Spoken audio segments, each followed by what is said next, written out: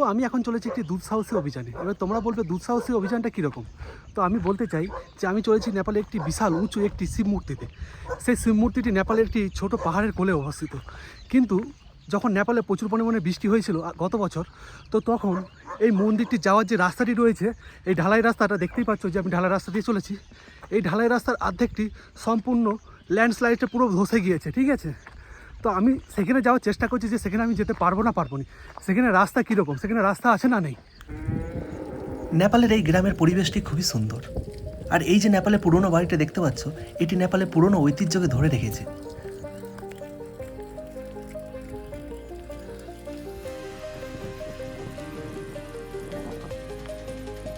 আর ওই যে দেখা যাচ্ছে শিব মন্দির, যেখানে এখন আমি যাব। তো আমি চলেছি এখন ওই রাস্তা দিয়েই। তো আমি দেখছি এখানে রাস্তা আছে না নেই, কি রাস্তা দিয়ে যাওয়া যাবে। তো আমি এখন একটু এগিয়ে চলেছি, একটু একটু তো রাস্তা দেখতে পাচ্ছি এখানে যাওয়ার জন্য।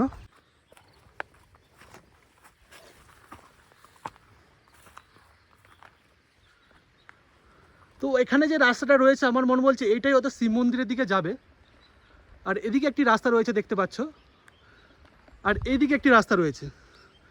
তো এই তিনটি রাস্তার যে মিলস্থানটি রয়েছিল, সেই স্থানটি পুরোটাই ধসে গিয়েছে একদমই। আর আমি এই দিক থেকে আসছি, আর এই জায়গাটা দেখতে পাচ্ছি, এই জায়গাটা পুরোই জলেতে ধসে গিয়েছে।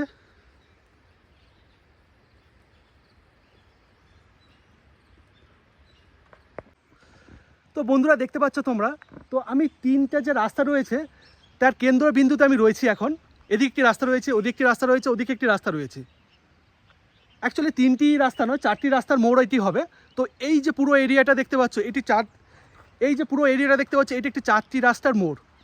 তো এই মোড়েতে পুরো ধসে গিয়েছে, এখানে রাস্তা সম্পূর্ণ ধসে গিয়েছে। আর বৃষ্টিও জোর আসছে বলে মনে হচ্ছে। তো এই রাস্তাটি যে ধসে গিয়েছে, তো এখানে যে কোন রাস্তা দিয়ে আমাকে যেতে হবে সেইটা আমি বুঝতে পারছি না ঠিক মতো।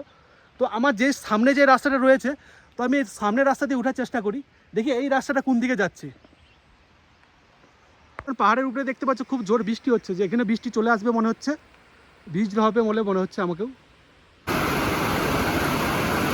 অযোধ্যারে বৃষ্টি হচ্ছে, যার ফলে আমাকে এই পোল্ট্রি ফার্মের কাছে কিছুক্ষণের জন্য আশ্রয় নিতে হবে। তো বন্ধুরা তোমরা তো সবাই আখরোট খেয়েছো, তোমরা আখরোট গাছ কখনো দেখেছো? দেখো এইটা হচ্ছে আখরোট গাছ, তোমরা দেখাচ্ছি ভালো করে, ভিডিওটা দেখতে থাকো। তো আমি দেখছি নিচে আখরোট পড়ে আছে নাকি। তো এইগুলোই মনে হচ্ছে আখরোট, তোমরা দেখে বুঝতে পারছো। এই দেখো,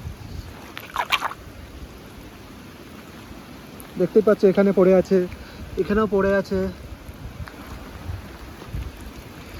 এখানে দেখতে পাচ্ছ কাঁচাগুলো পড়ে আছে, তার ফলাগুলো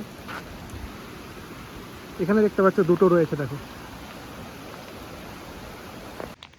তো বন্ধুরা আমার প্রথম অভিযানই ভেস্তে গেল বৃষ্টির ফলে, প্রচুর পরিমাণে বৃষ্টি। আর এই বৃষ্টিতে এত রিস্ক নিয়ে এই পাহাড়ে ওঠা কখনোই সম্ভব নয়। সেই জন্য আমি আবার চলে এলাম, অন্য কিছু ট্রাই করব, অন্য অভিযান ট্রাই করব। যদি ভিডিওটা ভালো লাগে অবশ্যই তোমরা ভিডিওটা লাইক করবে, চ্যানেলটা সাবস্ক্রাইব করে রাখবে।